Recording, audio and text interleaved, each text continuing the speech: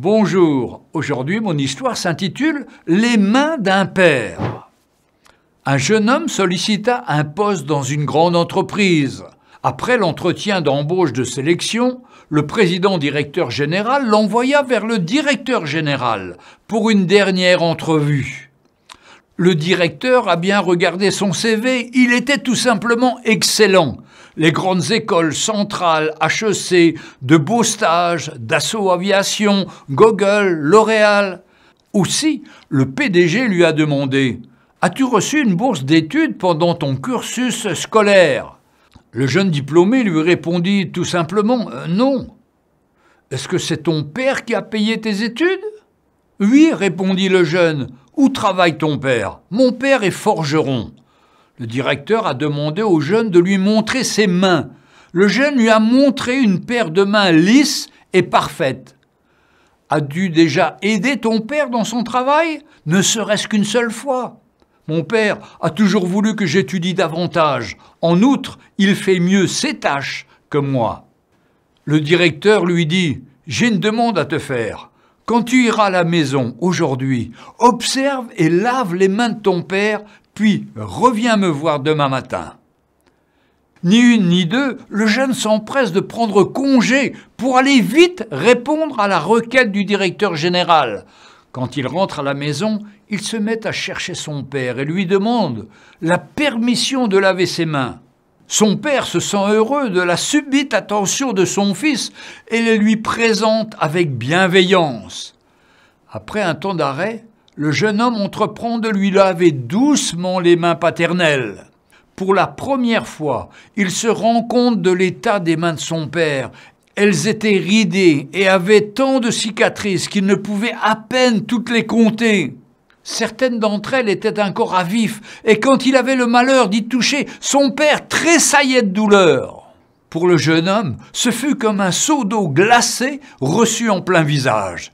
Il se rendit peu à peu compte du sacrifice de son père, car chacune de ces cicatrices représentait le prix à payer pour son éducation, ses activités à l'école et son futur.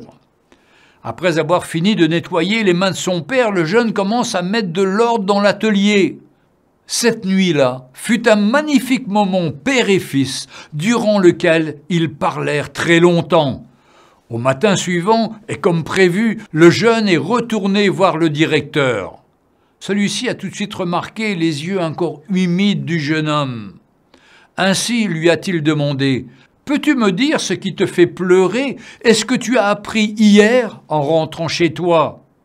Le jeune a répondu « J'ai nettoyé les mains de mon père, puis j'ai fini par ranger son atelier. Mais ce n'est pas le plus important. Je sais maintenant ce qui mérite d'être apprécié. Sans mon père, je ne serais pas celui que je suis aujourd'hui. En aidant mon père, je me suis rendu compte de la dureté de son labeur et de mon arrogante indifférence. Aujourd'hui, j'apprécie son sacrifice à sa juste valeur et je réalise que l'aide familiale est un véritable trésor. » Le directeur a dit « Voici ce que je cherche chez ceux que j'embauche. Je veux engager des personnes qui apprécient l'effort fourni par les autres, des personnes qui ont conscience de la souffrance d'autrui, des personnes qui ne mettent pas l'argent comme objectif principal dans leur vie. » Alors il dit « Tu es embauché. » Un enfant trop protégé, à qui les parents donnent tout ce qu'il veut, développe une mentalité de droit et ignore les sacrifices qu'il a fallu faire pour en arriver là. Si vous vous reconnaissez dans ce type de parents protecteurs, pensez-vous agir pour le bien de vos enfants ou au contraire les guider sur le mauvais chemin ? Vous pouvez donner à vos enfants ce qu'ils souhaitent le plus au monde. Une maison chaleureuse, un bon repas, une grande école, un téléphone portable, dernier cri. Quand vous devez faire le ménage ou peindre une chambre, pensez tout simplement à les mettre à contribution.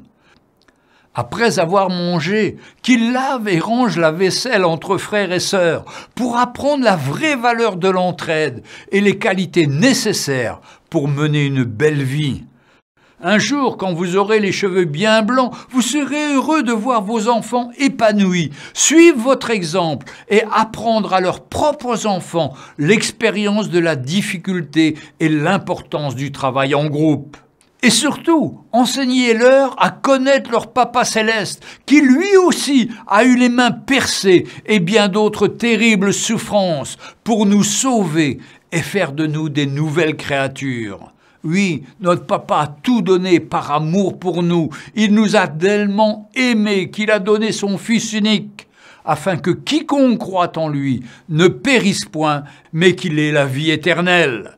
Et surtout, recherchez le Seigneur Jésus, apprenez à le découvrir, à l'aimer, à comprendre ce qu'il a fait pour vous, et vous verrez que c'est le plus grand trésor qu'on peut trouver dans sa vie, de devenir un enfant de Dieu et de connaître le Seigneur Jésus et Dieu le Père. Que Dieu vous bénisse. À bientôt. Retrouvez Un jour une histoire sur www.365histoire.com.